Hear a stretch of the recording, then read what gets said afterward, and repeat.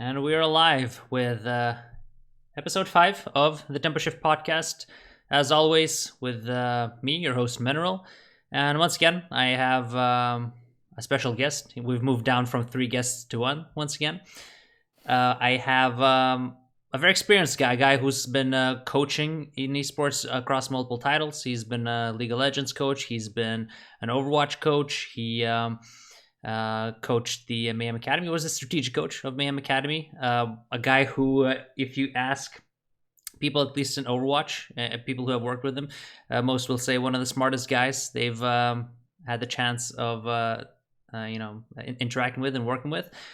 And also today, as evident by his camera representing his former team, the Mayhem. How are you doing, Curryshot? I am doing fantastic. You're making me blush, by the way. So, Curry, obviously a lot of things to discuss in terms of Overwatch League. There's been a lot of interesting things that have happened, and during the first 2 weeks of Stage 3. We have teams who we have kind of counted out making resurgences. We have teams kind of cratering in the standings. We have rumors of 2-2. A lot of interesting topics to discuss. But before we get to Overwatch League, I kind of want to touch on you a little bit because, again, I think you have a very unique perspective, having worked in 2 of the major esports titles.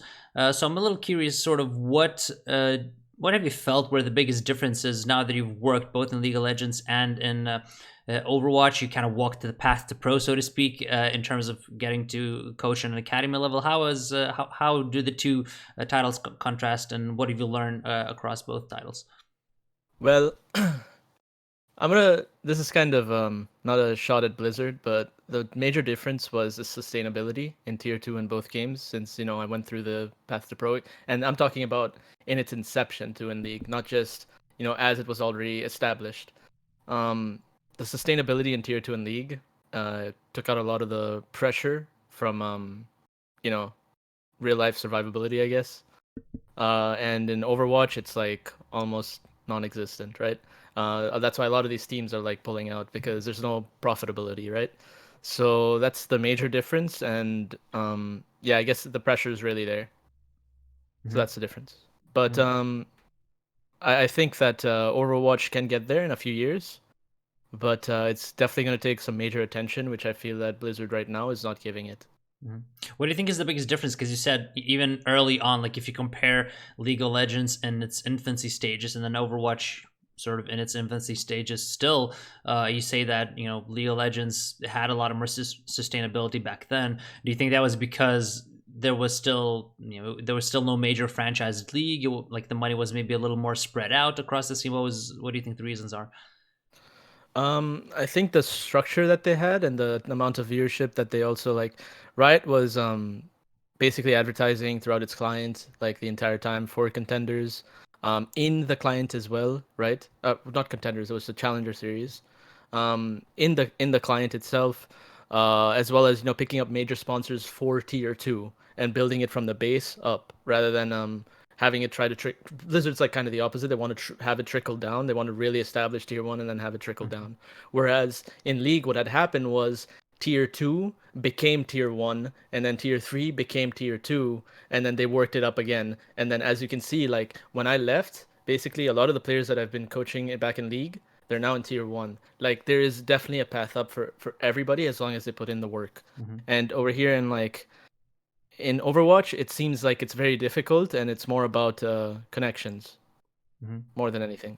Yeah, I mean, it does feel like, yeah, because this major league came around, like the tier 1 just kind of exploded, and then there was nothing left behind for anyone else. Because obviously we had the dry period in Overwatch where everyone had dropped teams, no one was making any money until Overwatch League launched, and then it launched. But then obviously you have to, okay, yeah, like you said, build from up and down. And I think, yeah, like the thought process behind the path to pro is good, but yeah, definitely it is a little bit rough to climb up. But nonetheless, you walked the path and you did make it to Mayhem Academy. So what was it like joining Mayhem Academy? How did you go about landing that job?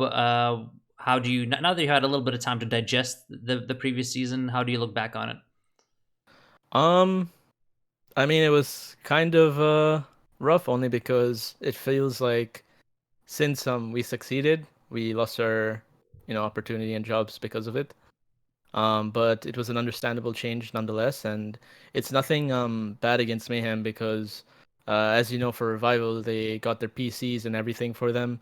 Mm. Even for me, like a lot of people kind of judge Ben Spoont or John, the president of Florida Mayhem.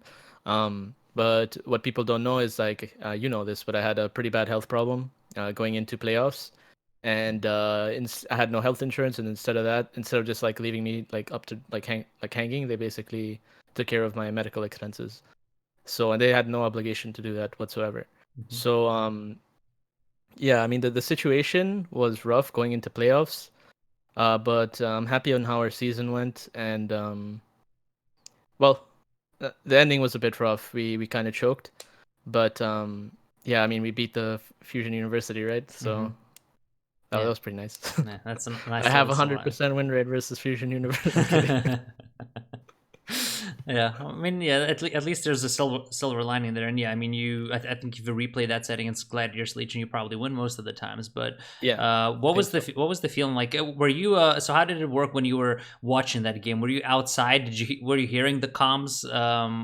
What did you go and talk with the guys between the maps as you felt like that match slipping away? The match being the playoff match against Gladiators Legion, in which you guys took the 2-0 lead, and then eventually they reverse swept you guys. Yeah. So my kidneys were like bleeding, so I was trying to be there as much Oh, as I right, right. could. So yeah, I was in the room, but I couldn't really stay. And like for instance, going into scrims the week before, like I would try to come in as long, and sometimes I'd have to leave early because Mm. my kidneys wouldn't allow it. So yeah, I mean going into the set it was rough. I was trying to focus my hardest, but I was also on some pretty hard drugs. Oh, Mm-hmm. because of the pain and Yeah, stuff. Not like yeah. not So recreationally. Yeah. yeah, not no, I don't do that. I've never Mm-hmm. done it. So but yeah, it's one of the reasons why it was a bit hard for me to go ahead and focus. But yeah, I mean nobody was like yelling at each other or anything like that. I mean, it felt bad, but we really built a family atmosphere. So, you know, it kind of sucked that we knew that we probably wouldn't play with each other the coming season. Mm-hmm. I think that was the hardest part for a lot of the players and Mm-hmm. staff.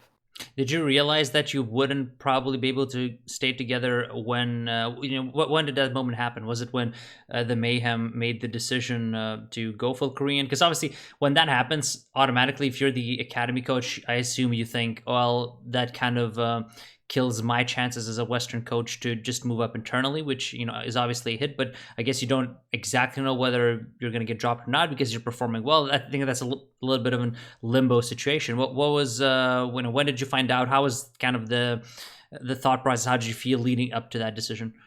Well, I definitely felt like this, but I'll give you some juice. So, they did give me the option to go ahead and move up, despite being all Korean and stuff like this. But yeah, it was definitely a hit to the players as well. So that's when the players noticed for sure that okay, well, that was it. They either sold, traded, or they disband basically. Mm-hmm. So yeah, it was that moment, and I mean it was sad for all of us, even for me. Uh, it did affect my plans for the future as well. So Mm-hmm. yeah. So you say they offered you an opportunity to move up. How come you didn't take that? Is it because you felt you wouldn't be able to get the most out of your abilities with the full Korean roster? What was the thought process there? Um, I don't know if I can give too specifics, but there was a lot of staff coming in, and I didn't Mm-hmm. feel like with that many staff, I would be affected. I also talked to Albert about it, and he was also I guess further I guess supporting the ideas that yeah, it's not a good idea. So yeah. Mm-hmm. So as soon as that ends, like, what do you think about your future? Where are you now? How has the time since Mayhem Academy been for you? What are your plans now in terms of coaching? You obviously made a little bit of content as well, some excellent videos, educational videos on that you saw on Reddit that you could see on your YouTube channel as well. But what's next for Curryshot, and how has the time since Academy Mayhem Academy been? For me, all I've been doing is just studying. As far as teams, yeah, after the season ended, I took a little bit of a break, but I started trialing with a lot of teams, and I did get offers from a majority of the teams in contenders. But then I got a message from Mangachu saying I need my father. So I decided to join Revival again. Because like yeah, I felt kind of guilty. I don't need to. I didn't want to leave my old team hanging. So yeah, I ended up joining Revival and I'm coaching for them. So There we go. Another exclusive announcement here on the Temple Shift podcast. Curryshot is back with the boys. Mangachu has his dad back one day after Father's Day. So good there you times. go. The squad is back. So obviously the guys. You guys build a lot of chemistry already. The culture is already there. What are your expectations for this season? Because again, it feels like there's a little bit of an unfinished business. Obviously, you had Shax in fact move up, so you have to incorporate some new blood and apply and remix. But what are your expectations? Obviously, you guys are starting. I think you guys have a game today, even, right? Yeah, we play second win today. Mm-hmm. My expectations, I mean, I always put the highest expectations on the teams where, some people think that's a bad thing. They want to go ahead and have low expectations and build up or whatever. But for me, it's the opposite way. All right, and we're back. A little bit of an interruption. Curryshot's computer just fried, so we'll try to carry on where we left off. I think we were talking about your expectations for Revival. You obviously like to set your expectations high. I think is what you were saying. You can kind of finish that thought. Um, yeah.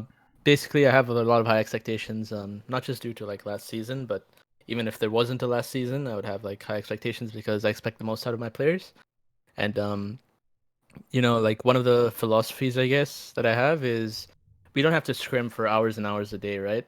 But scrims are supposed to be sacred time, right? So like one of the things that my teammates or my players should feel is that they, how you go to the gym and you have a good workout because like you're fatigued, you're exhausted, right? Same things after scrims, even if it's just a 2 hour block, you have to try your hardest and you have to like it has to be the closest simulation to a game, right? So an actual official. So like the standards that I have, I guess, lead to my expectations and those practices that I put in. So like for instance, if imagine if you're trying your absolute hardest every day and then it's just not correlating, like it's just not there, then there's something wrong with like how we're practicing. So yeah. No, I mean that's a good point. Like that's one of the things I hate the most, and one of the things that I say, like all the young teams coming up, because there's so little discipline, especially in young and up and coming teams. That's Sure. That's one of the biggest issues with me. I always say to every like young team coming up, like you should feel absolutely exhausted and feel like you have nothing left to give after scrims. Like that's how you should take scrims. If that's how you take scrims, then that is going to translate to practice. If not, then you're just building bad habits and you're wasting everyone's time and you're not really going to get anywhere, right? So yeah, I definitely see that. Yeah, like one of the things is like after scrims for me, I'm up for maybe 2 hours after scrims. I work what I need to do after scrims, but I'm just done. I pass out, and then I get my 8 hours of sleep, but I wake up at like 5 a.m. or whatever, and then I continue. But I'm just like physically not able to, and that's how I know like I'm working my hardest. And then like the other thing is I don't want the players to just pass out or anything like that. That's not what I'm saying. But one of the things also is like eating before scrims, right? It's one of the things I guess I've been cooking the team because yeah, we're not in the house anymore. Well, I'm not in the house anymore, right? So I can't check if they're eating or not. But then they don't lie to me, so they're honest. I'm like, so have you been eating? And they're like, and as soon as that happens, I'm like, okay, so no, right? But yeah, it's like those kind of standards that I have to have like the best physical readiness to go ahead and play at your best, and also mentally there's no like body limitations. You're not tired coming into the scrims. You're not hungry. Like you're just playing at your best that you physically can. So that's why I have I guess such high standards and expectations because I expect my players to do it. Yeah, it'll be interesting to watch you guys. Obviously debuting against Second Wind, and then the whole season, because I think you guys are one of the top contenders, having that carryover synergy. Obviously, the Fusion Uni gone to Korea, so again, like we touched on in the previous podcast, the crown is up for grabs. So it's going to be very interesting to follow you guys. And now that you're involved with the team, I have even more confidence that you guys will do very, very well. But beyond that. I guess we can move on to the Overwatch League topics because again, there's a lot to cover. I think one of the, if we would, a good place to start would be if we would have to give out like a Team of the Week award. I think that definitely goes to the Houston Outlaws this week. Yeah, yeah, Um, definitely. Again, incredible resurgence.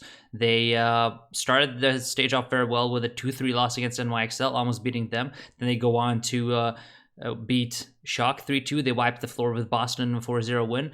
And now for the rest of the stage, their schedule actually looks really promising. They have Paris, Florida, Toronto, and Washington. All very beatable teams considering the form that Houston has showed. So really, there is a path to a 6-1 stage for Houston, Yeah. which is an insane bounce back considering they were in last place last stage, 0-7, -20 map differential.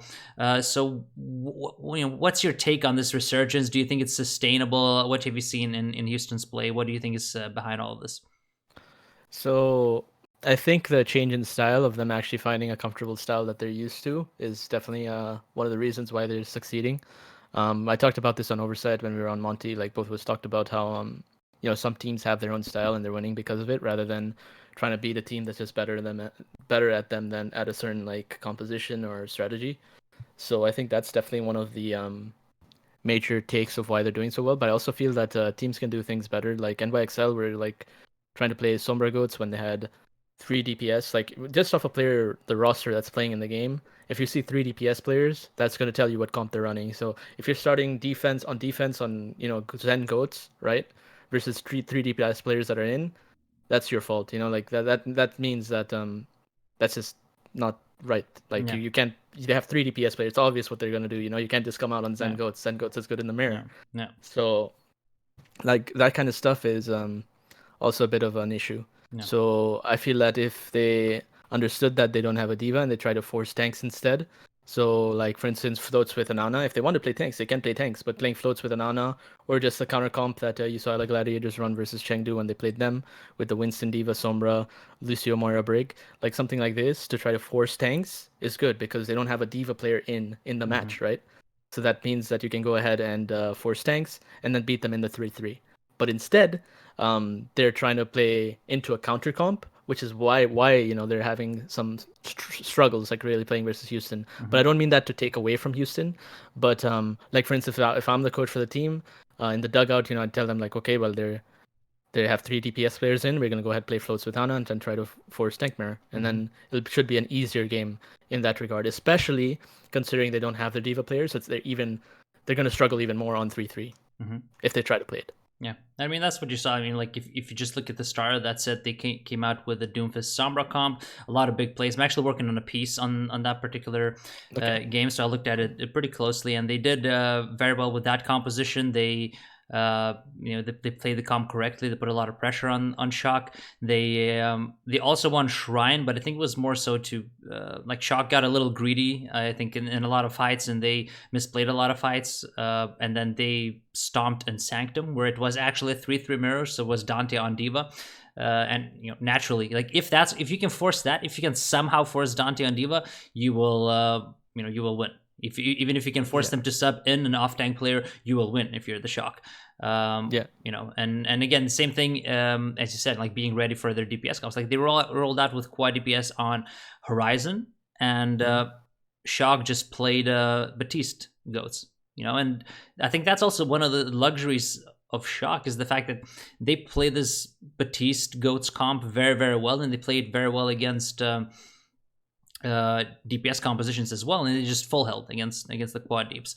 It might have been close at times, but like they're really good, and that's what Rascal gives you. Like Rascal being so good, like being just knowing how to play Batiste at such a high level, being able to also push away flankers, snipe the pharmacy, and also keep everyone up. I think that gave Shock a huge edge, but then obviously still Shock managed to pull it out either through Sombra Goats or through just pulling out strategies that Shock wasn't ready for. And then, if you look at their matchup against Boston also seems like they've given up on their goats, both based on the match that they played yesterday, where they were also pulling out this Hackfist comp. They were pulling out Sombra goats, but they weren't really playing goats as much.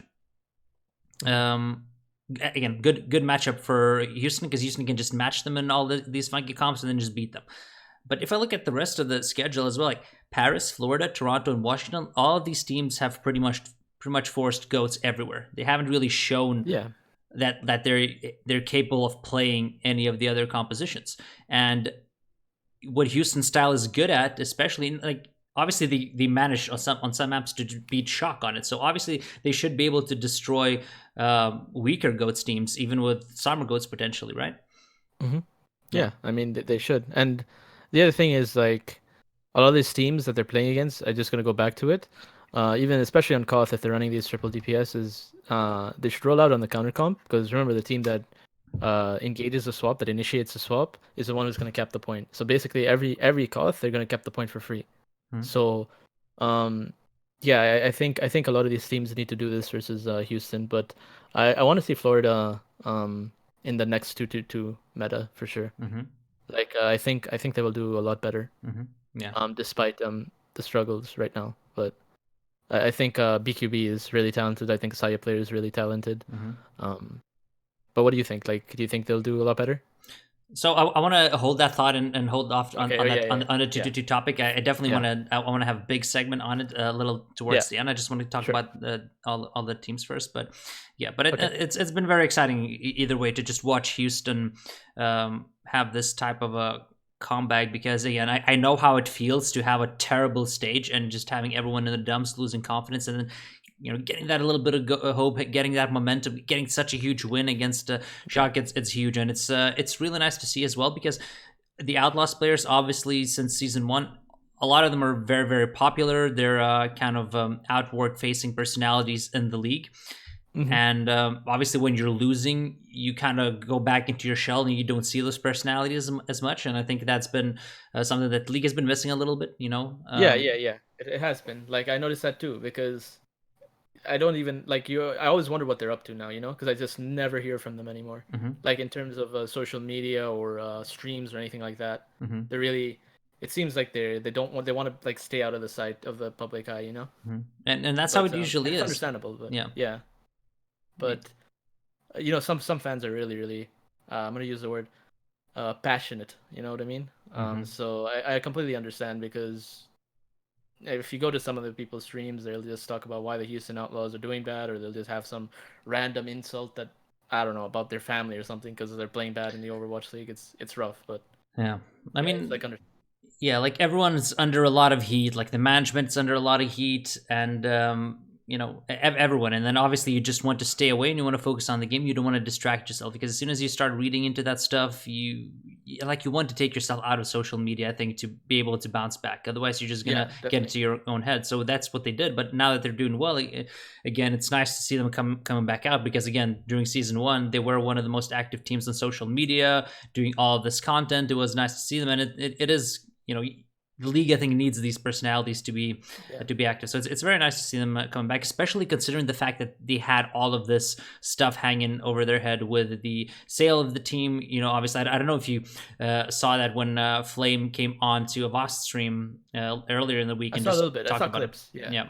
I saw clips. Mm-hmm. And I mean that's a hard situation to be in, but the alleviation of the company actually selling, I'm sure now they're in a better state of mind. I Mm-hmm. saw some of the stuff he said too about the coaching staff being mental boom and stuff like that too. Mm-hmm. So and him actually having to come in as the GM and stuff to help coach the team Mm-hmm. itself. So that's a rough state to like rough position to be in. Yeah. But like big props to him to actually try to go ahead and help out with that. So yeah, I mean, yeah. First of all, with the shouldering that type of a load and everyone mental booming, I mean, it's like you said, like he explained, like they were obviously understaffed. They can't really hire coaches. They went after high profile coaches, but couldn't afford them because there was no budget even last season. So, he also talked about Fact Fiction being dropped essentially due to financial reasons, because they couldn't keep him. They had to, make roster cuts. So, obviously for us. yeah, again, good, very, very good for you. And then you guys obviously did a great job to bring Fact back into the league, into a great situation. He's doing very well now as well. He is.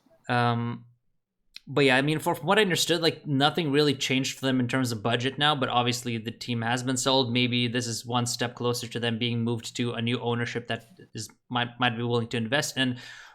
something that people were discussing as well, because like this is very interesting as well. They were sold to Immortals, and to me, like I still can't fathom how that can be allowed in this league. How one organization can own two teams. Yeah. Obviously, the league wants them to sell them, and they're just kind Yeah. of holding them temporarily. But still, I don't fathom how this can exist. Like, what do you think about that? So I guess without I'm just gonna say it. So like basically in League this was common too. Like they have was a big rule about it. But now what people don't know is that a lot of there's like loopholes that some of the owners find to hold multiple they be stakeholders in multiple teams. And in League that was a big practice. And then there was one guy named Chris Badawi who ended up getting caught. You know, he had ownership in TDK, Renegades, just basically multiple teams. So it's not uncommon, but I guess it's if you get caught, you know what I mean?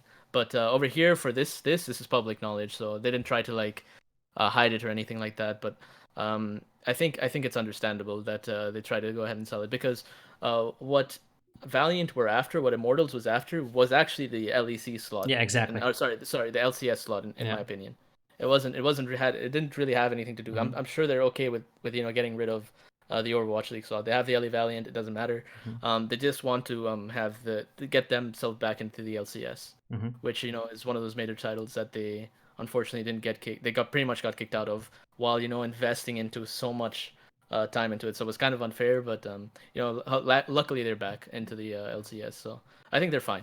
They're Yeah. fine to go ahead and switch it out. So yeah. Yeah, it's great for Immortals. They don't get in as part of the original organizations. A lot of new organizations get in, and then they're just like, yeah, well, let us just buy a slot. Yeah. Let us just buy Optic. Yeah, I mean, I definitely like. I don't think Immortals is buying this team with any intentions of keeping it, or there's Hmm. any malice behind it. But I just think it is kind of odd that a team can own two teams at the same time. But I mean, there has been sort of similar situations in other sports as well. You had in the NBA for a time, the New Orleans Pelicans were being held by the NBA itself, like the Oh, actual okay. league was Yeah. holding the organization before they sold it to I think Tom Benson or the Benson family, who also owned the Saints in the same city. And even then, like it's weird. Like it's weird for the league to hold the team as well, and like make decisions, because the league also has different interests. Like maybe they want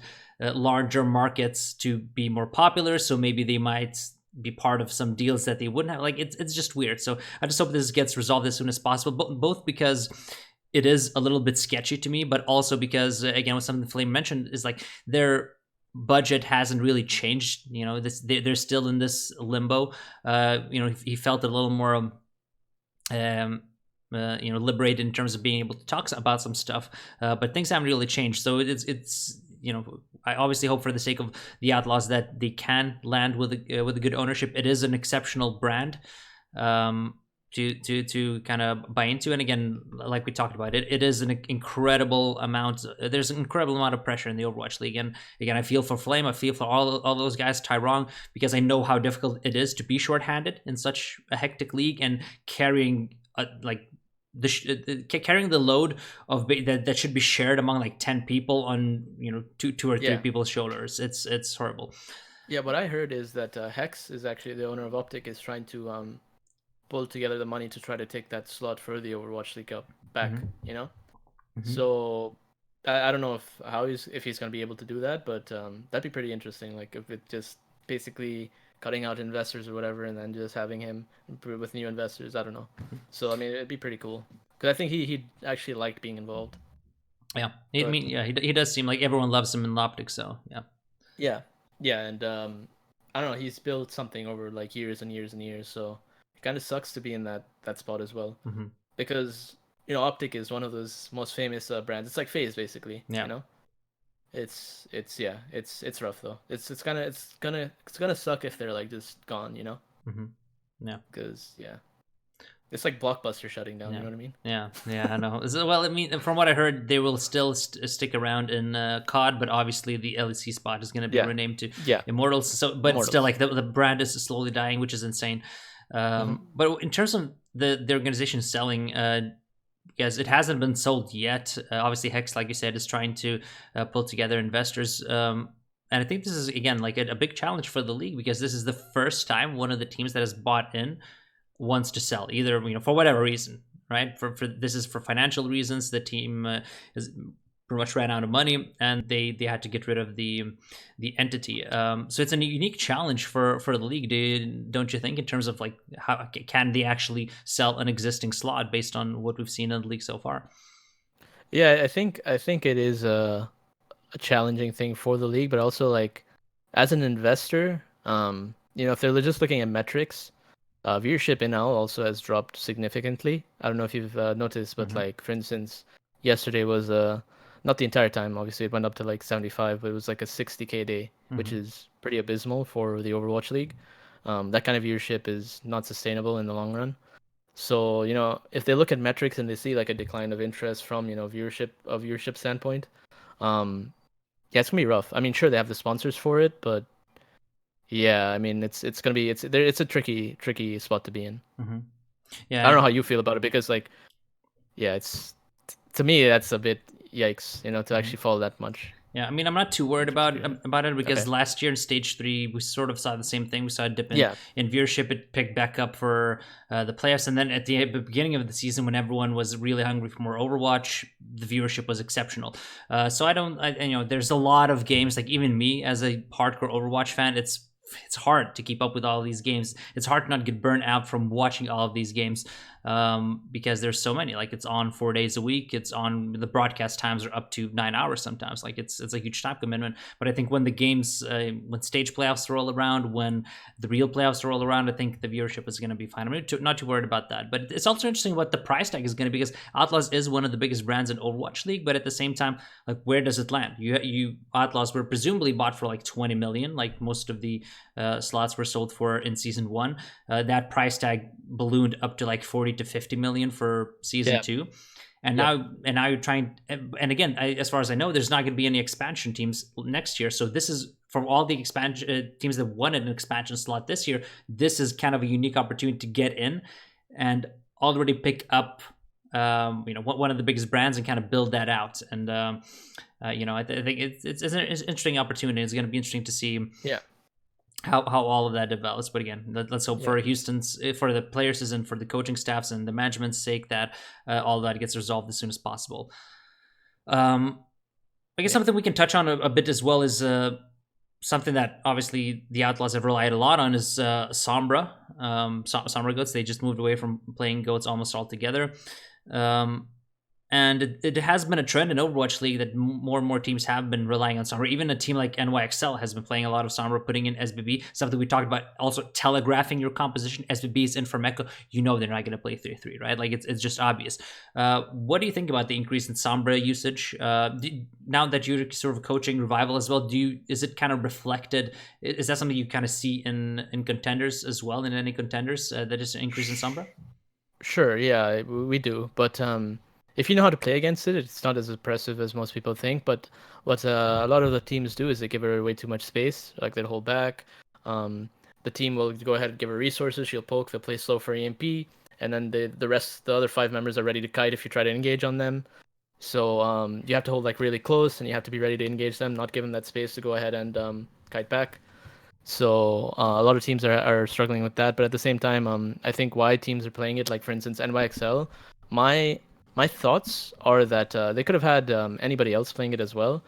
My thoughts are they're just warming up Mm, some of their players for 2-2-2 mm, in stage 4. mm. So that's why some of the DPS players are coming out right now. Yeah. For NYXL, yeah, That's it definitely makes sense, right? Because it's been sort of proven now in the first two stages they can't match up with Vancouver or Shock in 3-3-3. So you might as well play something that's, you're still going to win games. It's not going to affect your playoff berth or your seeding really for the end of season playoffs. But yeah, like you said, you're more warming some of the players you might need for stage 4, right? yeah. I think that's really the thoughts behind it. I mean, sure, they might also think it's good, but I think the CBLB needs a bit of playtime right now, and that's how you give him playtime. Mm-hmm. So do you think, I mean, some of the teams that haven't really switched over or played any Summer Goats are still obviously the two favorites to make stage 3 finals as well. I think Vancouver and Shock. I think to start the stage, both have shown that they can definitely bleed. Like obviously, Shock losing um, Outlaws. to the Outlaws. They also nearly lost to Atlanta. They Mhm. now yesterday I forgot who they played. Seoul, right? And they I demolished Seoul. They demolished Seoul. Yeah. They play the best team. They played the stage that they demolished. So it seems like they're kind of back. Vancouver also struggled a little bit against Atlanta, but then again they looked very, very, very formidable and strong. Do you think we're just going to see them in the finals again? Uh, Probably. Yeah, I think NYXL might come into it. See, NYXL or Seoul, well, no, Seoul probably not. NYXL might come into it, but they struggle a bit in playoffs. But for instance, Mano is one of the most talented main tanks in the league, and he's shown that he is the best constantly. I mean, him and Super are probably like my top two, I'd say. So it really depends on if the team can go ahead and stack on him, play around him really well, and that seems to be one of the issues because they like to pour a lot of resources into Jonak, which is a bit difficult in goats, right? Yeah. So the strategy should be to go ahead and play around messing up with Mono, right? So Mm-hmm. yeah, I think NYXL can make a play for it, but I think it'd be those three teams in my opinion. But Vancouver. It's a bit rough, only because Slime, in my opinion, is one of the hard carries of that team. Yeah. And he's one of the people who's just under the radar. He wins Koth for not just the shrine thing video I made of, but like for instance Ruins. If you watch who was it, Vancouver versus LA Gladiators, at the start of the stage. He won ruins for them. If you go look at that VOD, he literally just jumps on Big Goose's head, boops like just splits the entire team and just wins he like solo kills Orion from above him. Like it was ridiculous, right? So I think Bumper, if he doesn't throw too hard, they could pull out the stage because I think Bumper is one of the weakest players on that team. So I just think the team is so strong that he gets away with a lot of the stuff that he does. Mm-hmm. But like I used this example in a stream that I did, but like Bumper trying to hide for a flank shatter when they have Sombra, like bro, like she's looking straight at you, she can see you, and then he just dies on it at King's Row. I was like, Yeah. okay, well, Yeah. that was obviously gonna happen, Yeah. But if he does if he plays the way he does and he doesn't dial it back, then they might lose again. So. Mm-hmm. Yeah, I mean, definitely against Shock. Like Shock showed that they can punish them, and yeah, he gets away with a lot of the stuff, and like you say, they win so many neutral fights just because of Slime. Like Yeah. I First fight, yeah. yeah, like I did VOD review on. I reviewed, I think, their game against the Glads, and it's just insane. Like he wins them every neutral fight, and like almost every second fight. Every single boop on cooldown, he gets a fight winning boop or a boop that just like completely neutralizes any potential proactive play that the opponents can make. Like that's how ridiculously good he is, constantly, like nonstop. He barely makes any mistakes. Like Slime, it's very difficult to go like who's the biggest. Well, like what's the biggest reason why Vancouver is so good? Because there's so many stars. Like Jano, incredible impact, incredible diva. Twilight, probably the best Zen, right? But Slime also, like he's without him, I think a lot of the things. A lot of things would fall apart for that team. He's just incredible. Oh, when Stitch comes in in 2-2-2 luck, oh man, that's gonna be a rough one, because Stitch's McCree is pretty insane. Mm-hmm. But if they do end up playing McCree, I don't know. Like with the recent McCree buff, it might be pretty good. Who knows? But yeah, Bumper is definitely if I was one of the teams, I'd definitely look to find ways to abuse him. Only because if you did watch the stage finals, even the first one where the San Fran lost, Super owned them, like straight up just demolished. Like not just Super, I mean Sinatra and Super just demolished them. The front line just So yeah. Yeah, it was very one-sided in that regard. Like they were very. It was a pretty dominant, even though they get full held in Paris. I believe like they was still pretty dominant 4-2. I believe the score was. So yeah, I'd expect the Shock to win that match again, especially with them bouncing back against Seoul. They looked like they had a bit. It looked almost against Seoul again. It seemed. I saw some of that stage 2 Shock again. Like they were mad. They came. They actually showed these, the comm check between maps, and you could see the focus, like the way they were communicating. They were out for blood. They're back in business. So I'm very confident that the Shock might take it again this stage. So if you would forget New York and those two teams, and you would have to pick one potential dark horse to make the stage finals in stage 3, who would you pick? Dark horse, I'd probably give it to Glads. I know they haven't had any success like coming out to playoffs, but I feel that they work really well together as a team, and you know, a lot of the matches can be close. Obviously, their match versus Vancouver wasn't so close, but yeah, I think they're probably the next best out of those 3 that can actually pull it out.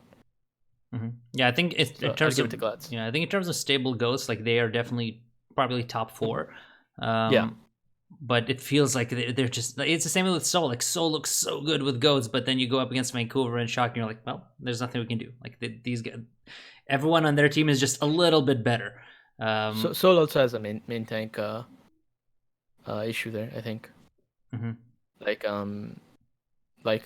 Vancouver can also have in the stage finals that you saw. So I think well, I guess I'm a bit also talking about Fissure specifically. What I heard was the combinations that they have with off tanks is why like they're subbing the 2 players out.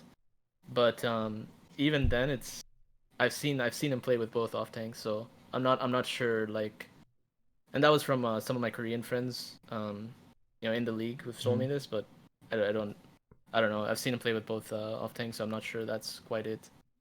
Yeah, what do you think about Seoul? Because again, very interesting team. I think the only team that really hasn't committed to a 6-man roster, rotating entire roster. Like even yesterday, they lose the first 2 maps, they sub out 5 players. I mean, it's it's a bit crazy, right? Yeah, it is. It is. It's very different. You know, it's hard to scout. I'll give them that. Yeah. You know what I mean? You don't know who you're playing against, but at the given time. But yeah, I don't know.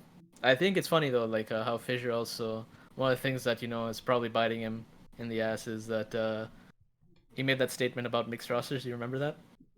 Which one? So the reason he left LA Gladiators was he's like, because he doesn't feel like mixed rosters can win. All Korean rosters will win, and then you see San Francisco mixed roster beat Vancouver full Korean roster. I'm like, come on, dude. It was just an excuse, basically. Yeah. Like, and the Gladiators, upon his departure, even they're still doing very, very well. Yeah, they're still doing really, really well. Exactly. Yeah. So I think it was pretty I don't know, bad statement to make, especially since if you do know some of the inside things of what he did was on the team, like it's just yikes. Yeah, but very, very odd. Like with Seoul rotating, like it feels just hard to build any kind of consistency. It's almost a team that suffers from having too much talent, and you can't really commit. Like there's just so much rotations, role swaps. It's very weird. Yeah, for sure. But yeah, and that's the thing. Like they're still winning. They were still 3-0 with a 12-0 map differential, and you know they are a little lower down in the rankings. But if you look at their map differential, they're a top 5 to top 6 team, even with all of these rotations. So they have so much talent. It's actually incredible. Like it's such a huge advantage to have your academy team and like your base over in Korea, where you can just see these guys live all the time. You can go to the team houses and talk with these guys, see how they would fit in teams. Like it's such a huge advantage, and just based on talent, they're getting so far. But it's it's a little weird to rotate this much. But I mean, they could make a lot of money just by selling these guys, like making them available in trades. And yeah, maybe that's the end goal. Maybe that's the end goal. Maybe I think that's a good business standpoint, right? So yeah, it could be very good. Yeah, true. I never actually thought about that aspect, but that's actually might be one of the best points. Yeah, because like if you think about it, like if they're not losing games, like they're still competitive, they still can secure a top 6 seed for the end of the season. Then showing as many players as possible, like yeah, maybe it's gonna hurt your synergy, but from a business standpoint, going into the off season, all of these teams want to make moves. You know, you can potentially sign a full roster that are like get 2 or 3 guys that are gonna be can be stars in your lineup, because they showed that they can do it with Seoul. So yeah, and I mean, especially after a few years, you saw Decay sell for how much? Well, rumored to sell for 100, right? So imagine, you know, it's just as the league goes on, you know, if it does succeed, the prices just are going to inflate, right? Yeah, like tenfold even in the future. Like in League, for instance, some of the players are going for over $1 million, right? Yeah. So I mean, it could be a good move, and from a business standpoint, because let's say uh, next year, I don't know, the league does really well. Some of the players are worth a lot of money. Then yeah, they've made bank. Yeah, like especially since most of the guys, even heading into the seasons of like free agency, you were on a 1+1 deals, so a lot of the guys couldn't really hit free agents. Maybe some of them signed extensions, but a lot of the guys, I assume, just their options got picked up, and a lot of really good players are going to be free agents this upcoming summer, and those guys are going to be very, very expensive. They're going to get very, very big money, but then there's only one team that can get, or like only a couple of teams that can get those players at those price tags. So then after that, everyone's probably gonna look at Seoul like, Seoul, well, you guys have a lot of players. Do you want to move them? And Yeah, they're gonna come maybe at a fraction of the price, but it's still gonna be insane value for yeah, yeah. yeah. That's a great point. Yeah, and I think yeah, that's actually a very smart thing that they're doing then. Mm-hmm. Like, and it's not even like they're losing too much. In the Overwatch League by doing this. Like they are performing at least. So Yeah. well, no, maybe they lost a shot, but Yeah. I mean they're performing So, otherwise. yeah, I Right? mean it's hard, like, right? Like it like we see these two teams that are really, really dominant in this meta, and it's just very hard to break that apart. But again, if the meta would shift, they have so much talent to potentially just crush in any other meta. Like Fisher was one of the best main tanks in the league. In a 2-2 meta, you have really good DPS players. You have Fleta, you have Munchkin, who again were very good in that meta. So Fleta is really really good. Like yeah, that guy is. yeah. Yeah, he changed the entire. Do you remember when the Overwatch League started? Mm-hmm. Everybody was playing Widow completely different. He changed the way Yeah. everybody thought about Widow. Nobody Yeah. would ever take off angles. He would just go to their spawn as Widow. Nobody would ever do that. Mm-hmm. He like really made. He really that one player improved everyone in the Overwatch League. Yeah.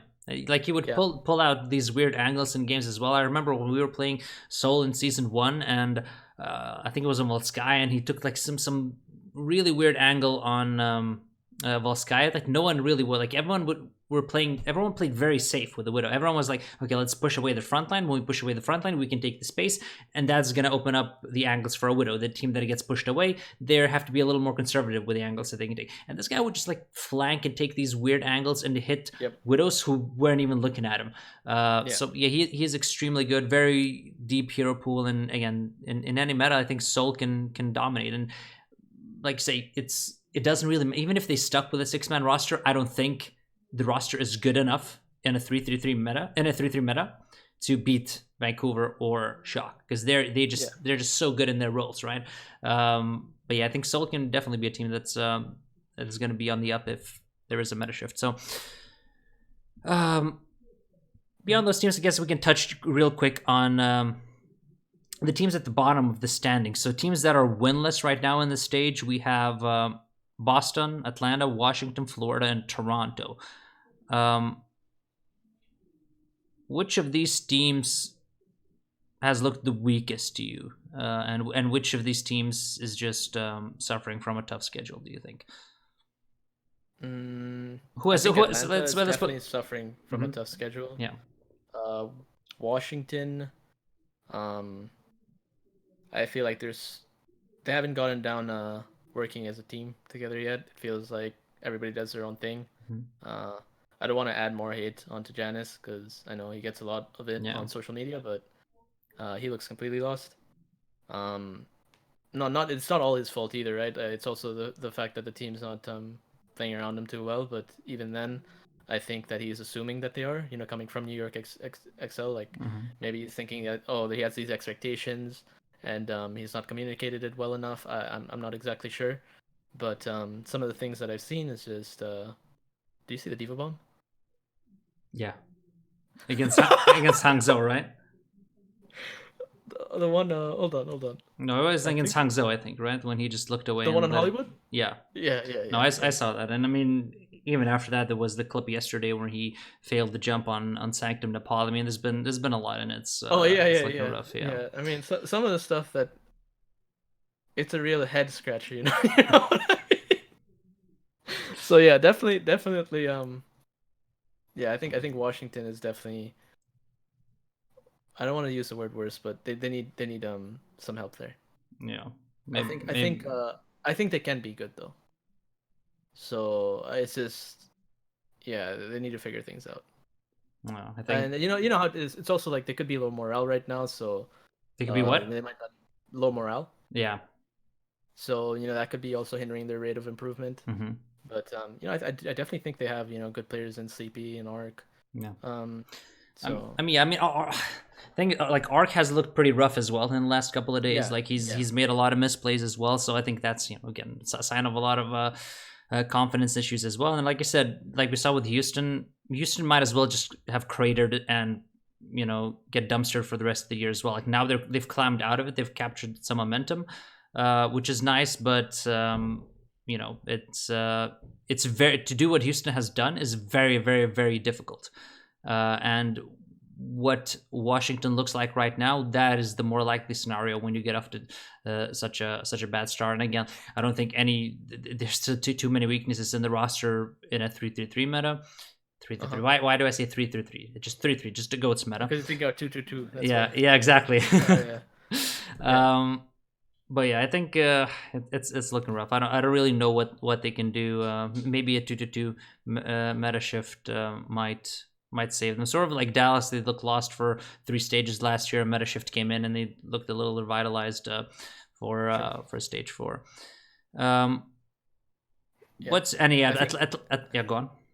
I think like for instance also, do you see the clip about Fusions about after the game? That I saw the game too and it was rough. Like yeah, that's like mental boom, big time. And I think there's might be a lot of internal things going on there. Excuse me, but I don't think they're like, let's say, one of the worst teams. I just think that they've definitely hit one of the roughest spots and they just need to climb out mentally more than anything. are you talking about Boston now?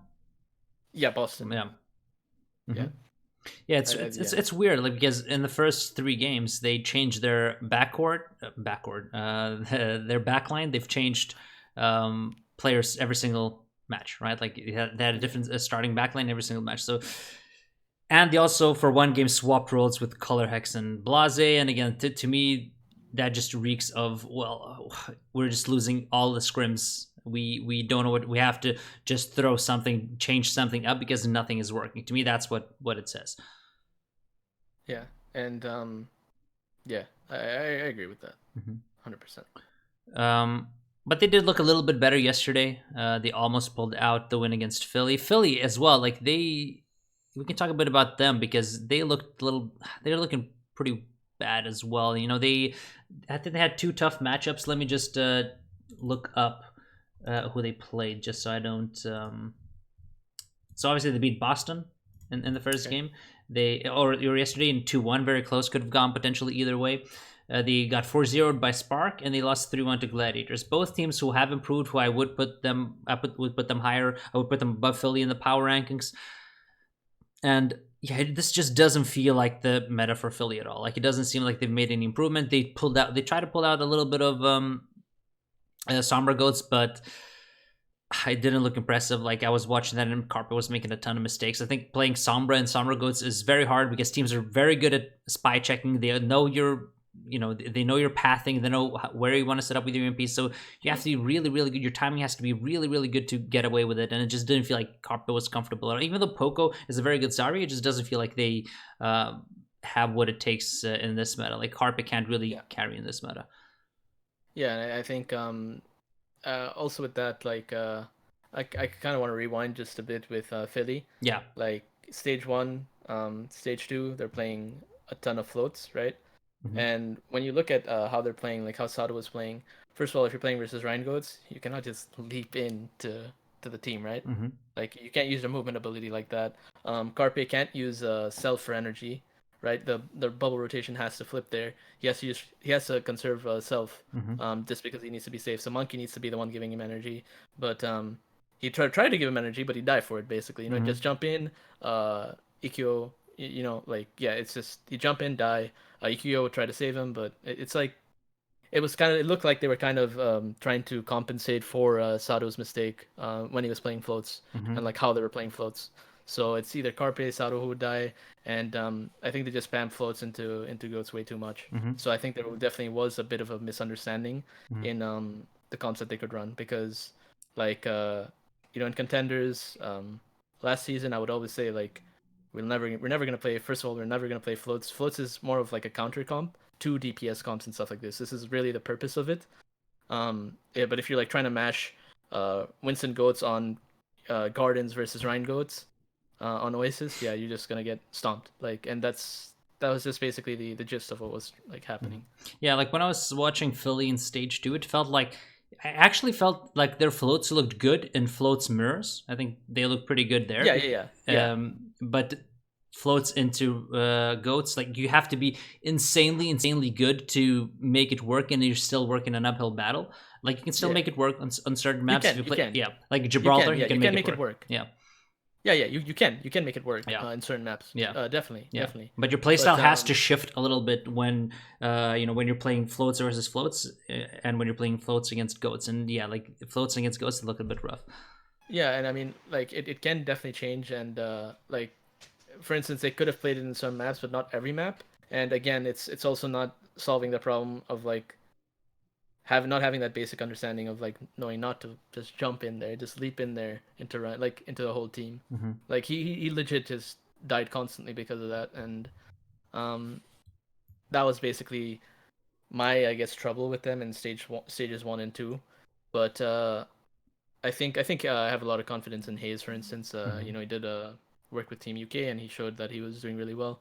Mm-hmm. So yeah, I think I wouldn't be like too worried about them. I think they will come out of their rut. Mm-hmm.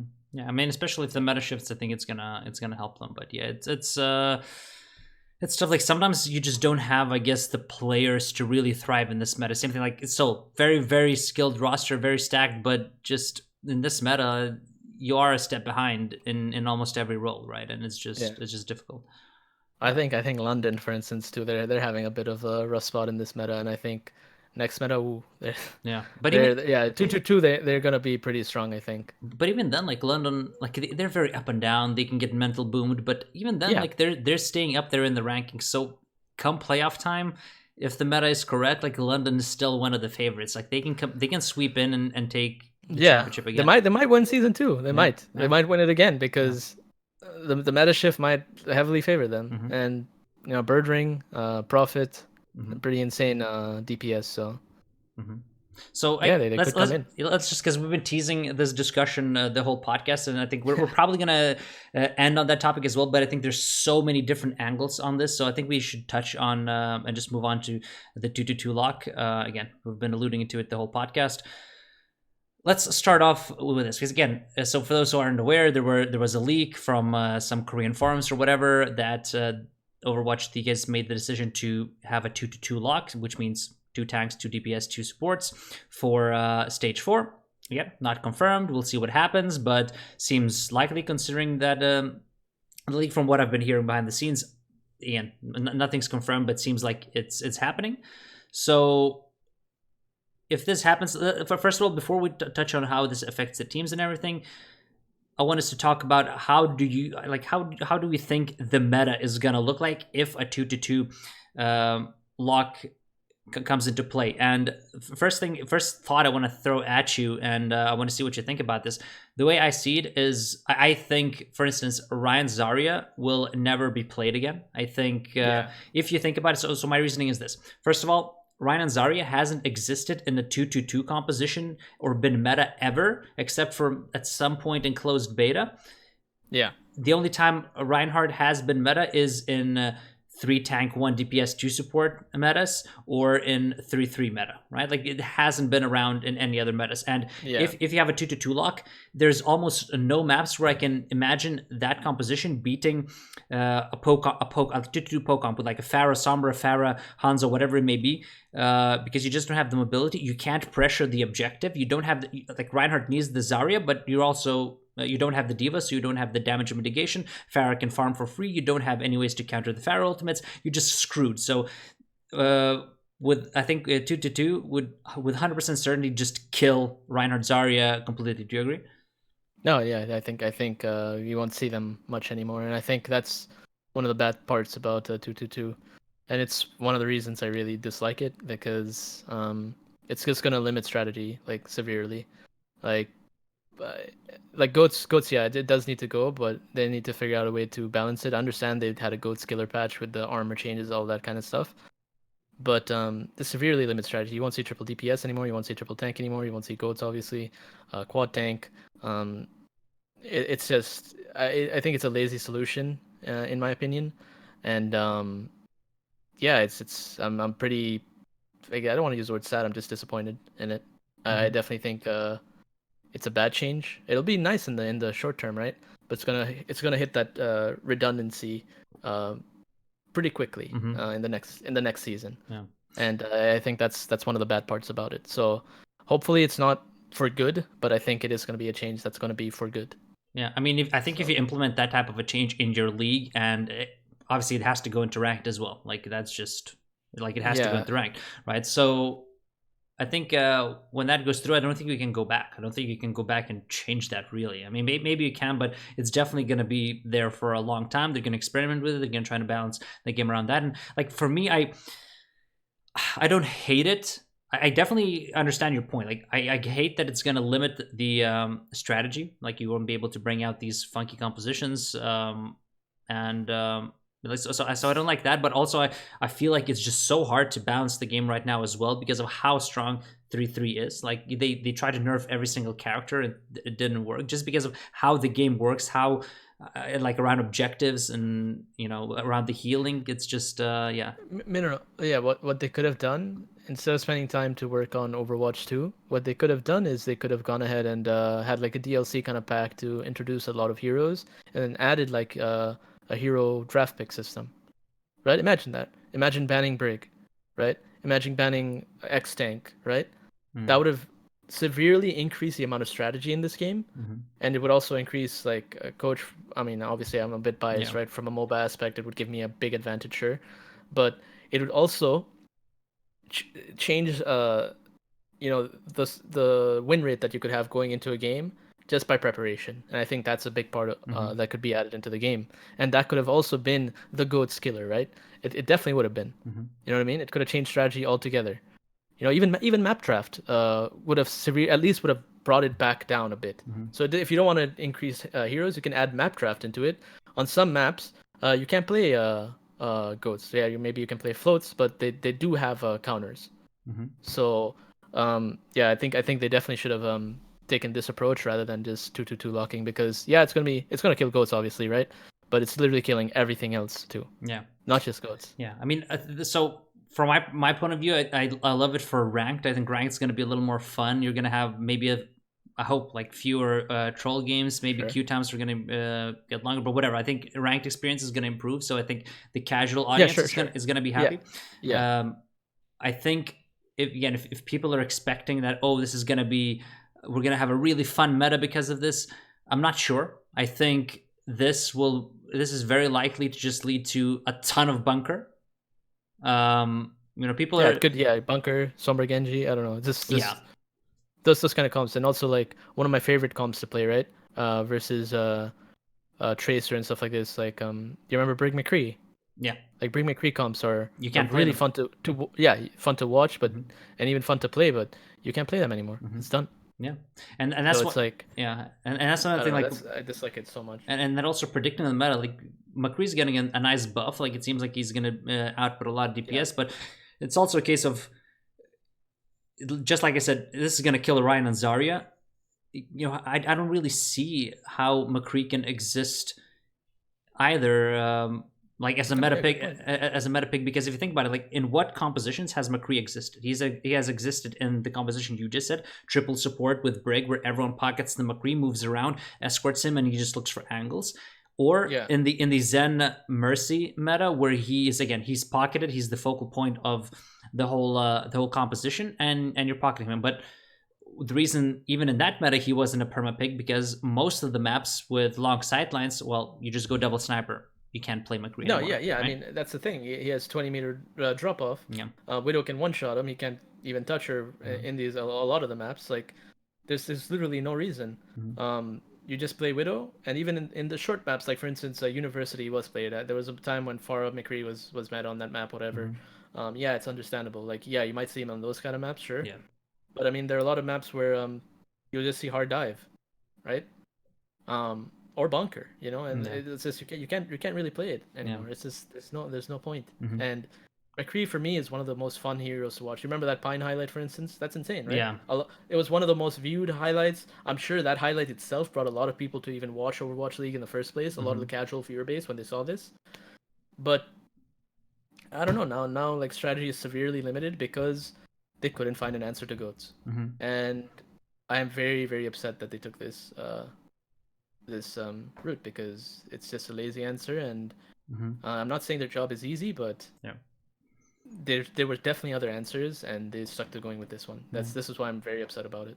Yeah. So I think, in the sense But I know that, a lot of people are happy about it, and I know yeah. it's a hot take. Like a lot of people are Yeah. gonna just like, oh, I don't like this guy. Oh, he's a goats lover. But no, it's literally killing everything else. Forget the goats. Yeah. You know. So I Yeah, think go ahead. so I think the league is just kind of looking at, well, we have to do something. Like if you think about, look at all the Yeah. issues we have to address. Number one, we've had this meta for way too long. Number two, these Yeah. DPS players who were superstars last year. Again, what we talked about the Houston Outlaws, you don't really see them that much on social media or anything. You don't see their highlight lists because they're unplayable in Yeah. this meta. Yeah. And these guys who were exceptional at what they do, they could be out of a job if And if some yeah, some have exactly. lost their jobs. Exactly. Like Bunny, for instance, Yeah. being one of them. Exactly. Like, and I understand that part of it 100%. Yeah. But I'm not refuting that goats needed to go. Yeah. I'm refuting that killing everything else just to kill goats is not the answer, because there are other answers, and I'm telling you, this was not the only thing. This is, sorry, it's kind of might sound like a fucked up thing to say, but like, I'm sure they saw this on Reddit, and then they're like, oh, okay, now we're gonna think of 222. It's somebody else's idea, and you know what? Let's just do it. Because that's really what it is to me. Because I'm telling you that I've also thought about this multiple times. There are other answers. Just the few that I gave you now about either map draft or hero draft. Yeah. Those are great. Those are great answers. It completely changes the strategy coming into Overwatch League, and it's another aspect for viewers to watch and to think about to elevate their play. And imagine having that in game. That's amazing to me. Like that's insane. Like imagine I don't like playing versus break. I could ban that here. I don't need to play versus it. It's done. And then all the break one tricks, have this climb elo. Like you don't have to see them. No, but now. Yeah. No, I definitely ridiculous. get your point, and I can envision what you're envisioning. I can definitely see that as well. Like you go into in ranked, you go into a lobby. There's map draft and like there's a map draft. There's a banning phase, or just like in League of Legends. That would make ranked pretty fun as well. Like you could strategize a little more before the game. I like and that. Think about stall 2CP stall too. Sorry for interrupting. 2CP stall. Yeah, you won't be able to do that too. Yeah, that's true. Yeah, you won't be able to do that to the same extent either. Yeah, that is very very true. Yeah, and you will miss these moments where sometimes teams come out, but I mean they're trying to kill that anyway with sort of the changes to 2CP where they're shortening the time, the spawns or whatever. Yeah. So I definitely agree, like with what you're saying. But what I think is because of all of the things that they felt like this is really pressing issues we need to address. 222 is like solves those short-term issues quickly. Like we know that this is going to solve this, and then we'll tackle all the issues that come with it afterwards, right? Like this is the easiest way to implement that change. I like your suggestion better. I think there are ways to work around it, but I also think it would take a lot more time to implement that. I think in a perfect world, what you're suggesting would help you like still diversify strategy. But again, you're saying, well, you can ban Brig, you won't have to play against it. But then still like maybe there's going to be a lot of other 3 support compositions that you can still make work. Like there's still a lot of healing in the game. How many heroes do you have to have in order to get these bans to ban system to work? That's the thing. Yeah. Like Mineral, like this is my like compromise that I would want. I hope that Blizzard takes. I know it's not. I know 222 is going to be permanent, but they should do it for stage 4. They have the entire off season to think about this, because I mean, sure, they're worrying about localization and stuff like that, but that's not the balance team's job. They don't have to worry about localization. Yeah. They have to worry about the game. You have 6 months to worry about this. So instead do a 222 lock for now, but think for the next 6 months what you can do for the next season, instead of just, okay, well, my job's here done. I'm just gonna sip my margarita and just I'm done. Like it's basically like World War I causing World War II, right? Similar thing. It's just a band-aid solution that's not actually solving the problems. It's creating more in my eyes, and I just hate it. I know we can talk about this forever, but like Yeah. I really hope that they take this method instead. It's Mm-hmm. it's a very lazy answer. Mm-hmm. Yeah, well, it doesn't seem like they will. It seems like they're going to go with Yeah. this, which again, like in the short term, I don't mind it. I don't mind a little bit of change, but I do agree that Yeah, it I it agree. might bring a Yeah. lot of issues down the road. It does limit a lot of things. And again, I've been around since beta, and the one thing that I've hated in Overwatch, in competitive Overwatch, being a player, being a coach, is the removal of map drafts and map bans. Oh yeah, That was part of, like, those were good times. Yeah. even back in E League when I was a player, that was a fun aspect. Like I would go into the map ban phase with the other captain of the other team. We would ban maps. Yep. We would try to figure out how it's going to work. Like this thing where like Blizzard, they were like, we want you to play every single map type. It's like, no, like it's I don't like that at all. Like obviously. So fine, like have a tiebreaker map that is controlled, that might be predetermined, but give us a little more tools to work with. Give us map drafts. Help us like implement these things. Maybe I can look at what your strong maps are, work around that. You will get to pick one map. I will get to ban one map. That was and make it like balanced, because as well, like something that was bad during the map ban era was that sometimes you could ban too many maps. So, for instance, a very good example, if you remember the Banning cost maps. yeah, NIP. Yeah. NIP were playing the triple tank meta, and they would beat all the teams on payload maps, but they were dreadful on control. You would always get a free win against NIP on control, but you would never be able to beat them on any other map. And they had 3 bans, and at that time there weren't that many control maps. They would ban all of the control maps, and then they would be fine, and they would be winning every game. So Yep. that was kind of bullshit. But I think if you make a good system, you can make it work. And I'm definitely in favor of that, but again, like I don't know, everything's been fixated. I see that it's easier to prepare for certain maps and pocket strategy, just get pocket strategies for certain maps when you know which maps you're playing. But I still feel like it would be nice to have the map draft. I understand the reasoning; they want to see all of the maps. Most teams would just play King's Row every single match, pretty much. But Sure. But it's I don't know.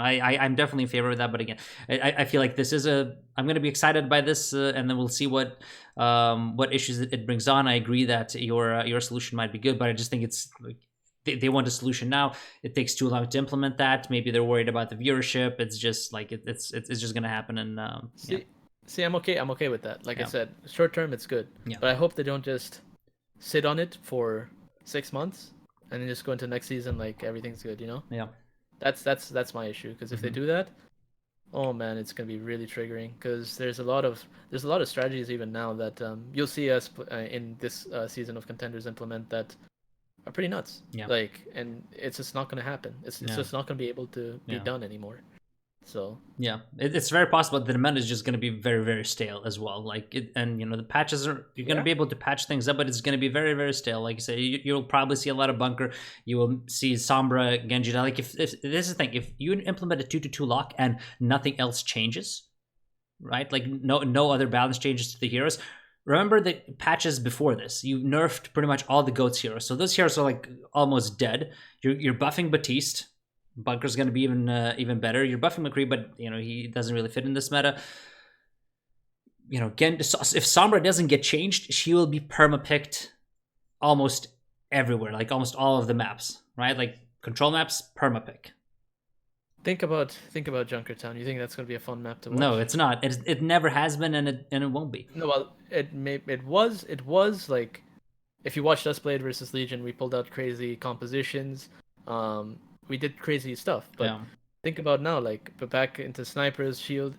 Do you think I want to watch a shield break? You think I want to watch little to no strategy? Yeah, Widow takes cool angles. Okay, like that does not. My brain is not happy about that. Yeah. I literally, I want to think, I want to outsmart somebody, and I'm just not able with a 2-2 lock. It's just on Junkertown, for instance. I'm sure I'll find a way, but I mean, it's still like. Yeah. I don't know. It's yikes. I don't want to watch. I don't want to watch shields break. Mm-hmm. Or sure, there'll be cool Widow highlights because somebody's gonna pick the shield or whatever, or the shield's gonna break and then he's just gonna kill 3 people. But come on, man. Well, I guess we'll see what happens. But either way, like when this happens, I guess we can move on to who benefits most from this change, and who loses the most. London wins the most. Is the biggest winner. It's one of the biggest ones. That's just one of the things that came to my mind. But Yeah, definitely New York is definitely a big one too. Mm-hmm. I think Vancouver will be fine. I think Vancouver will be fine. I think a lot of people are saying they'll be, they're gonna get hit by it or whatever, but I think they'll be fine. I mean, against that Stitch on the bench, Yeah, so but they should be also okay. like how do you use Stitch in the new meta, because he has been basically a hit scan specialist. He Yeah, has a tracer, he has a good. I He has a suppose. Widow too. Yeah, He has a good Widow. yeah, he So has a decent widow, but I think the standard for widows in general in the Overwatch League is very very high. Like, do I would I put Stitch in among the top 5 widows? No, no chance. Like, true. think about which players you have. You have Saya players, you have Fletus, you have Happy, you have DM, Oh, you have Guangzhou yeah, is gonna be really good too. yeah. Well, not really good, but I mean they're definitely gonna be a lot better. Hmm. They're definitely gonna be a lot better. Yeah. Uh, so yeah, Guangzhou is one that's probably gonna go under the radar. I think Shuck will be okay.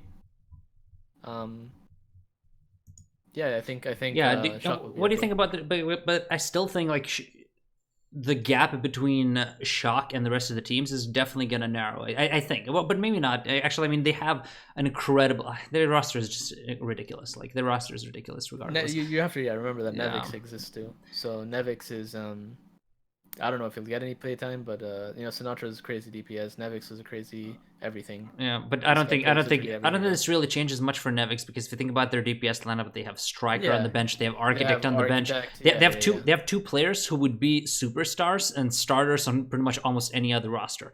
So in the DPS department, I think they'll be fine.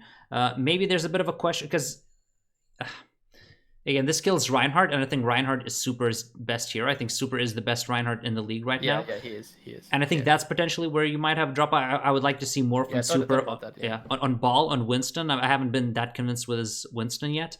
And if Winston comes back into meta, They still have Smurf, right?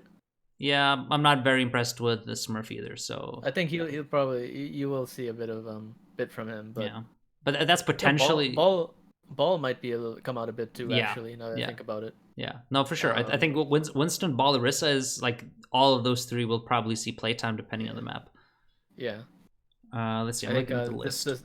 the thing is the ball forces a Sombra, and then I don't know. For me, it's that's another hero I don't like. Sombra. Yeah, I mean that's what I'm saying. Like, After Sombra watching is a 2-2-2, oh yeah. my god. Like, Summer's gonna be permapicked if she doesn't get changed, and that hero just like it needs to be removed. It's ridiculous how Yeah. stupid it is. So, I don't know if you played main tank, but I play a lot of main tank, mhm. right? It's not fun getting hacked, EMP'd, her hack comes back, hacked again. You Yeah, don't play the game for like what 18 like that seconds? I don't know, super it's clip. crazy. You saw that super clip where No, I Architect didn't, but he was playing against I Architect played and the super clip. I haven't seen it, but I know what you yeah, yeah. yeah, like Architect kept super hacked for literally 25 seconds.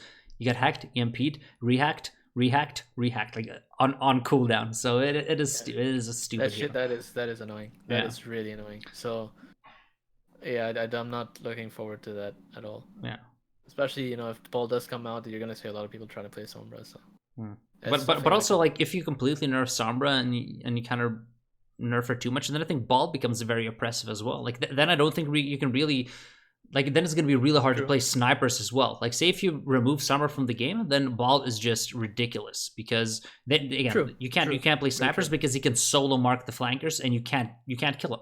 So like, you almost have to have Sombra for the Ball, but then Sombra can't be this strong either. You can't, like, perma stealth is just ridiculous. Yeah, I think it's the change they need to make. They need to revert her Yeah, in terms of perma yeah, stuff. yeah. So I mean, you can still what do you call it? Play Sombra, right? I mean, if they do have ball and you can still play it, it might not. It's obviously not as strong. You don't have perma stealth, but at least it's still a counter in a Mm-hmm. sense. Mm-hmm. It'll still keep them in check. Yeah. But my God, if they just yeah, it's I'm not looking forward to it. I know watching Bunker, I hate that too. Mm-hmm. I mean, It's just it's so hard, like, also to predict like who's going to be good, because like, I look at most of the teams' rosters and I feel like, well, this might help almost everyone. Like, everyone has good DPS, but to me it comes down to, okay, in a 2-2 meta shift, does your team have a very good Mercy player, or is your main support just mainly a Lucio specialist? Number two, do you have a really good flex DPS who can play everything?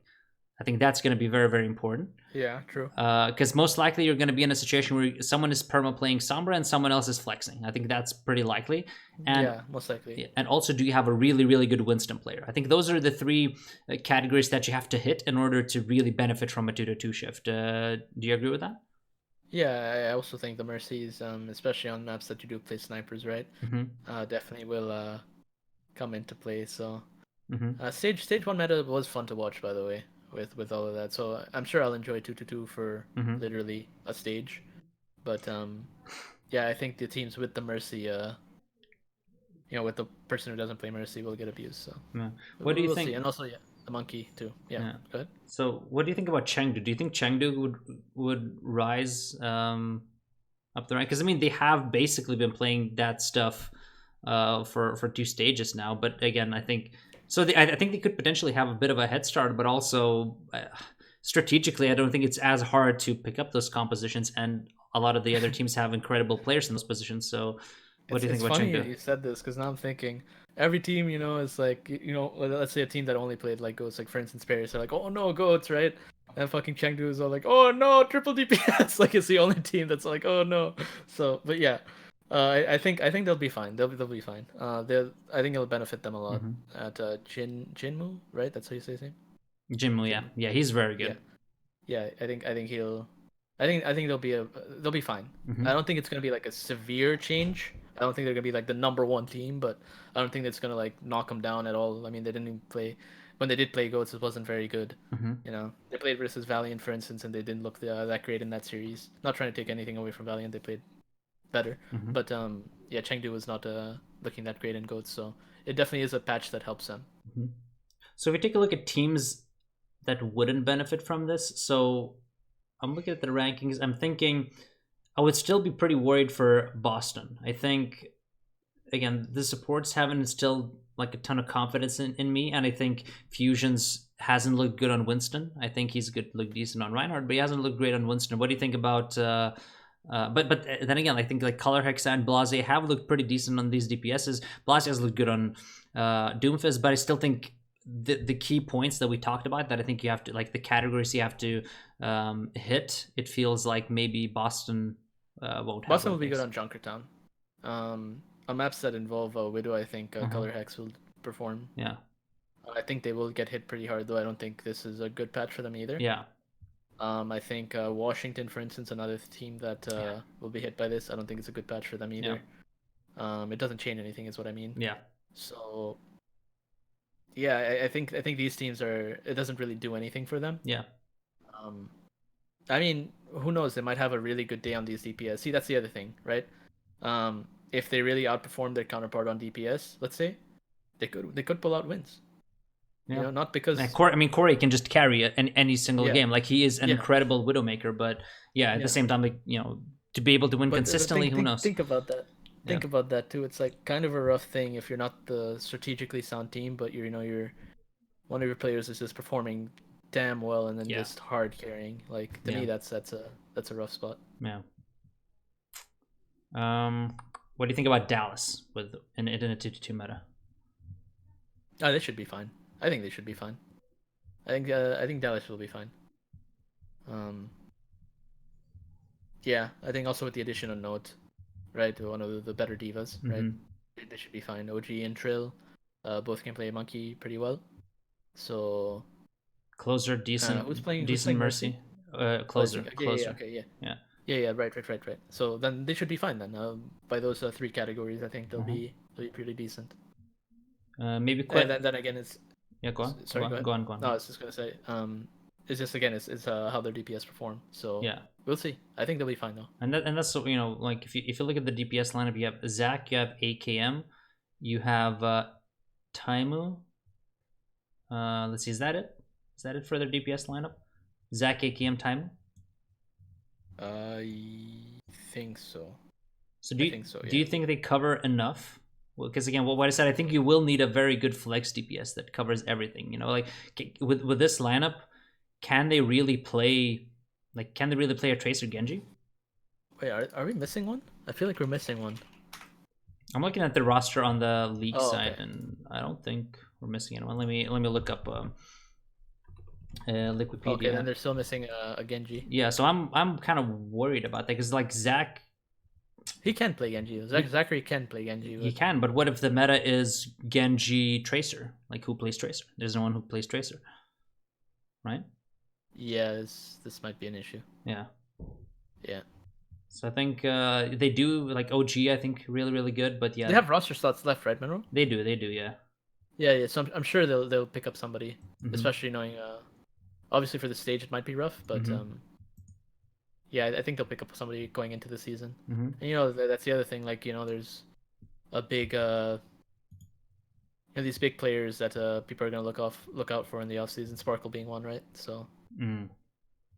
yeah, I mean this guy's gonna make people are gonna spend Let's make a quite lot a of bit of money. money on that guy. Yeah. Yeah. And especially again, if the 2-2 meta is in, you know that you're gonna be you have a like again the value of flex DPS players is just gonna go through the roof in my mind. So again, a guy like Sparkle, you're just gonna like everyone's gonna throw everything at him. So another team that I might be a little worried about would be Paris, because everyone was like, well, Goats is not our meta, but if I think about the 2-2 lock and based on the parameters that we set out of what will make a good 2-2 team, with how we have the current patch, yeah, Danya is very good, Soon's very good. You have very good DPS players, but Cruz not really known for his mercy. You have you have two European tanks who really not convincing on Winston, right? Like No, no, yeah. if you think They don't play like about the Winston. level of Yeah. Winston in the Overwatch League, all these Korean Winstons, very worried if I'm Paris, even Yeah, with yeah. this measure. Paris is gonna be is gonna have some issues, I think. I think Ben Best and both Cloudy are not known for their monkeys. Again, Cruz No Mercy. I think Shadowburn is a pretty good player. For Soon and Danye. Danye plays a good McCree. Good Widow. I think Yeah. yeah, and so does Soon. So I'm not too sure how they'll do though. I think they're good, but I don't think they're like the best. They're not like to me like comparative to everybody else. So it's definitely gonna be hard for Paris, I think. Give me your take on Shanghai in a 2-2 meta.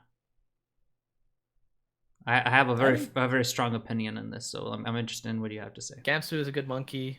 I think their backline's fine too.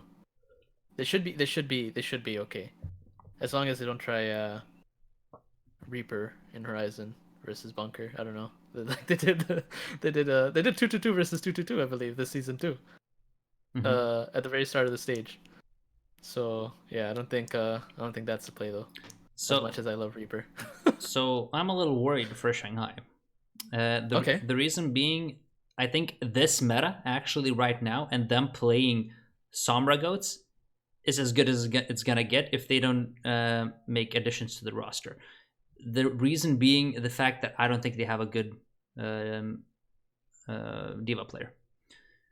Okay. And it's obscured by Geguri? I don't think Geguri is on the level as you have the Furious of the world. You have all of these guys. Like if you have to, I think you have to think about Shanghai as one of the I think 5 best teams in the league now. Do you think that's fair?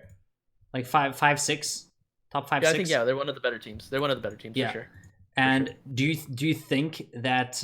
I mean, don't you think that would be if you look at the other teams that are going to be competing on that level, and you look at their rosters, they don't have flaws. You look at a team like Seoul, you look at a team like London. These teams that are going to be really benefiting, all of them have superstar diva players, and they have really good players in all the other positions. Sure. So that's potentially something that I might be worried about because I think DM and Ding, exceptional DPS players. Yeah. Ding's far best in the league. Still, I'm a little worried about who's going to be playing Genji. Ding has shown a little bit of Genji, I believe, but is it on that level? Like who's like Ding can play the Sombra, but if we're operating from the thought process of there's going to be a player that is permanently on Sombra and the other person is going to be flexing, well, who's flexing? Like DM is a hit scan specialist, right? So with Sombra Widow compositions, you can crush anyone because you have really good DPS players. Even like Tracer Pharah compositions might be the best in the league. But I think depending on how the meta shakes out, also might be some hero pool issues with that team, perhaps.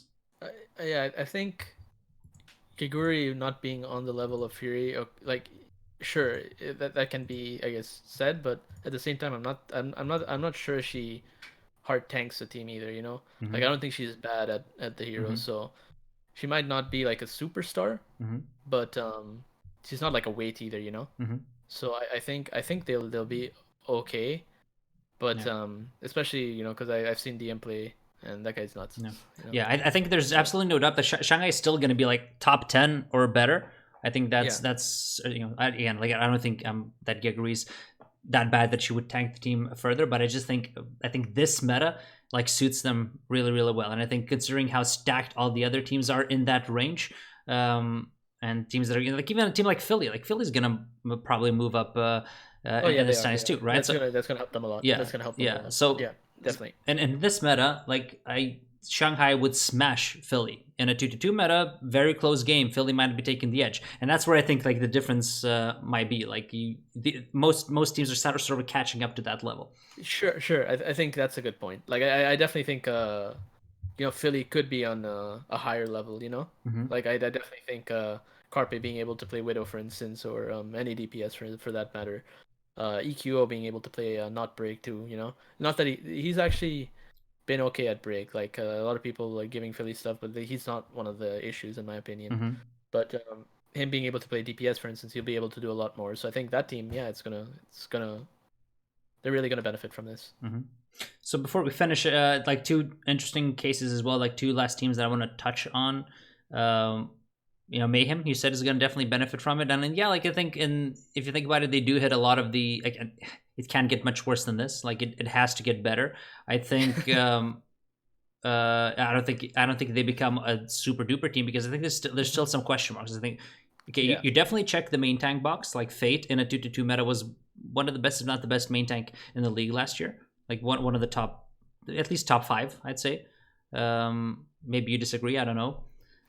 I think we've had this talk. I Mm-hmm. definitely think Mono, for instance, again is one of the best tanks in the Yeah, league, even but beforehand. would you say Fate was in the top 5 main tank last year? Uh, I think he was a top 5, Mm-hmm. but Yes. maybe I'd maybe put him at 5. You know Mm-hmm. what I mean? Yeah. So, Like, but still, like it's a big yeah, big improvement because like in a goats meta, like he hasn't really looked that impressive. yeah, yeah, So definitely improvement in that regard. yeah, Support's probably benefiting from this change as well. DPS players definitely benefiting. I think they really like a good Zarya and Brick player, but still some question marks in terms of hero pools, like who's gonna come in as a flex DPS. Again, same thing. Saya, very, very good hit scan, but BKB is also a hit scan player. They don't really have a yeah. projectile player. True. So There's a bit of overlap. yeah, True. if BKB is permanently on the Sombra, who flexes on all the other heroes? Might be some hero pool issues there again. So, but what do you think about the Mayhem in a 2-2 meta? It does benefit them, but the overlap, like you said, could be an issue. Mm-hmm. But I think in the following season, if the 2-2 locks, I think they'll be a lot better off. Mm-hmm. Especially since they can go ahead and make the changes. Again, I think Zephyr and Chris have not had the best season either. Yeah. So we'll see what the offseason has in store. Mm-hmm. And the last team that we haven't, one of the last teams we haven't touched on, but one that I'm curious about is Atlanta. What do you think about Atlanta in a 2-2 meta?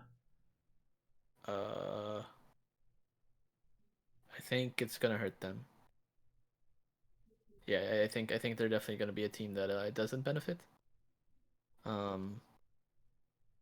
It's Baby B and who else is Erster. DPS? Erster. Oh wait, Urster's actually damn good. Mm. See, that's a rough one. It's That's very a rough one perplexing, right? It is. It's a yeah, very that perplexing one roster. that one is yeah, definitely. Yeah, that one's a bit harder to go ahead and judge. Massa also, I mean, he's really really good at Lucio. Mm-hmm.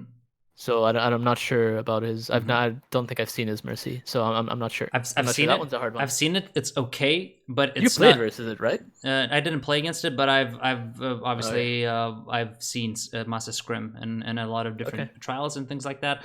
His Mercy is okay, but I don't think it's at the level of these other guys, the Animos, the closer, Sure. even like all the guys that played Mercy for a really long time last season. Because in Europe the meta was still very tanky. So.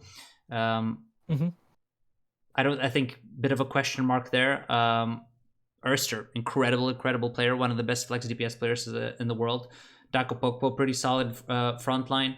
Yeah. But then again, Dako's really like good. hero pools, like what is the meta going to be in terms of the DPS as well? Like we have, maybe Baby becomes a Sombra specialist, only plays Sombra, and then Ursa just flexes and everything else might work out, right? Like Does Ursa play Widow at all?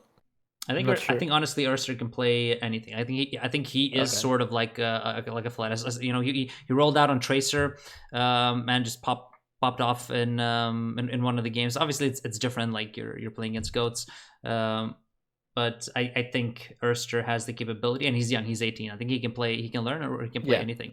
And I think he's one of those rare crop of players who is an expert in all projectiles, but can also play hit scans. And I think that's really what you need in your flex DPS.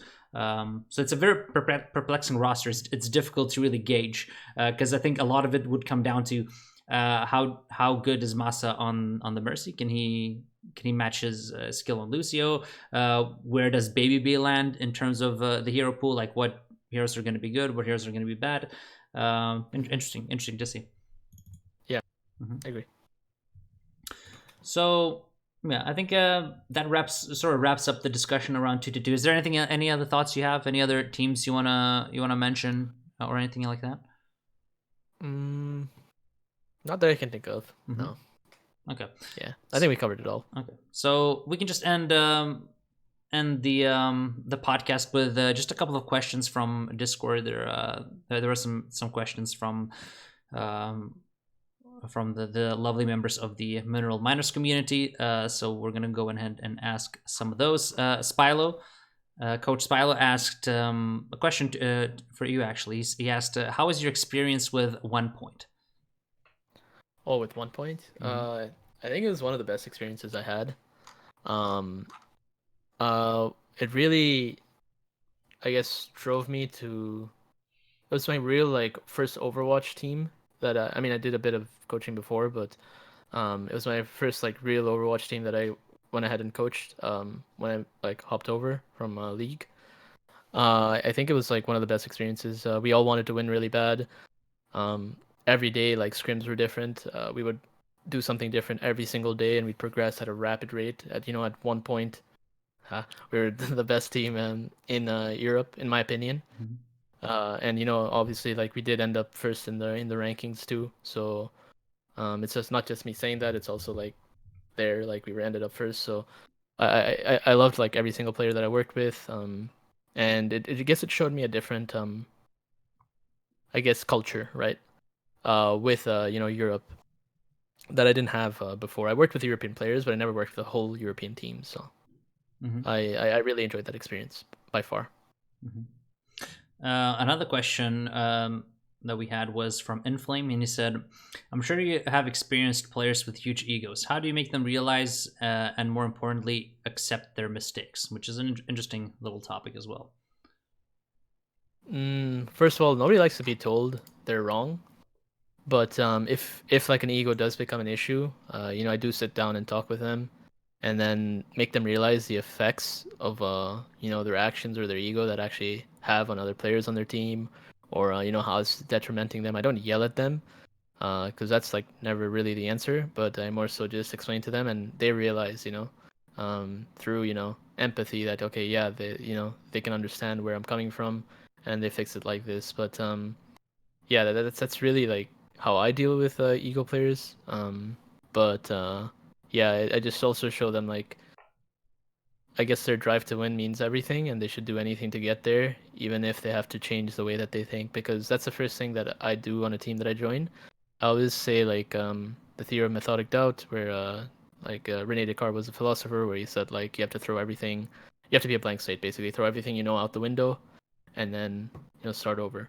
So I make them do that, so they can go ahead and improve like this to change their way of thinking. Because if they truly believe, they have that ego, well, why are they not the best already, right? Mm-hmm. They'd already be with a number one. But because you have to change their way of thinking, that's usually how I do it. Yeah. Yeah. That's what I do with ego players. Yeah, I mean, I think you kind of nail it. I think basically that's sort of my philosophy on that as well. Like you just have to sit down and you have to have discussion, which really I think like beyond strategical,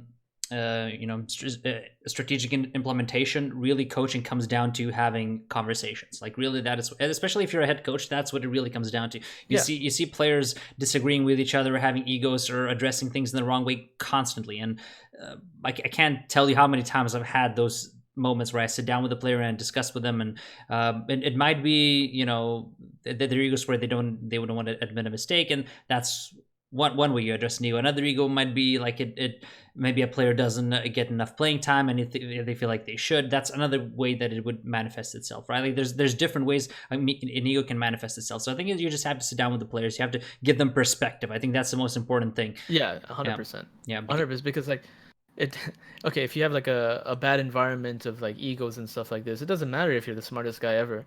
That's it. It doesn't matter. Like if they can't work together or if they can't get over themselves, it doesn't matter. Like you're gonna lose. Yeah. So instead of, it's not all about strategy. It's also about the atmosphere and the team, the camaraderie. Mm-hmm. That's like the number one aspect in my mind. You don't have to have the best players. You can have like not the best players, but you can work together as a team way better and win. It's a team game. That's how you win. Mm-hmm. Yeah. Yeah, no, for sure. I mean, at any time. That's why London, for instance, struggled maybe at the start of this. Maybe they just weren't playing together well as a team on Goats, and that's what this meta was about. It's working together as a team. Yeah. And that's why some teams rose up and then some teams didn't. Yeah. And a lot of it is about momentum as well. Like, I think egos really, they kind of manifest themselves more so when you're losing, when there's bad performances. Like, you can get over some stuff easier when you're winning, but obviously when you start losing, that's when people start arguing. That's when if something isn't working, someone goes, well, I've done this, I know that this works, we should do this instead. That's I think when you really have to tackle that and keep those things in check. Yeah, Mineral. That's why I tell my team, like it's so easy to win as a team, right? But you need to know how to lose as a team. Yeah, right, that's the most important thing. Mm-hmm. Because that's how you improve. You know what you need to work on, you talk to each other, and you get better. But people who just win and they're like on the highs, right, and they lose one game and they start flaming each other, that just shows that you're on a downward spiral. Yeah. But if you know how to lose as a team as well, you'll become way better, and you can prevent these losses, and then you can rise like that. Yeah, totally. And that's how you climb. Like if you learn how to lose as a team, then slumps are just going to be slumps. Like you're going to be able to climb out of them. Like that's just the case of it. Yeah. You won't be 100%. like, again, momentum is a very, very strong thing. Again, it's something that Jake was talking about, I think, on the on Avast stream when we were watching the games the other day. He said like London, or was it London, or was it maybe someone from the Glads? Maybe it was someone from the Glads that mentioned this. Maybe it was Shorefor that mentioned this. He said London was just so mentally boomed in the playoffs. They lost 3-0 in the first match last year to the Fisher-less Gladiators. Remix came in after and from everything that people were hearing behind the scenes, London had packed their bags. They were ready to go home. Everyone's mentally boomed. Just get this over with. We want to go home. And then they won that set. They got some momentum. They won the next map, and they kept rolling with that momentum, right? Yeah.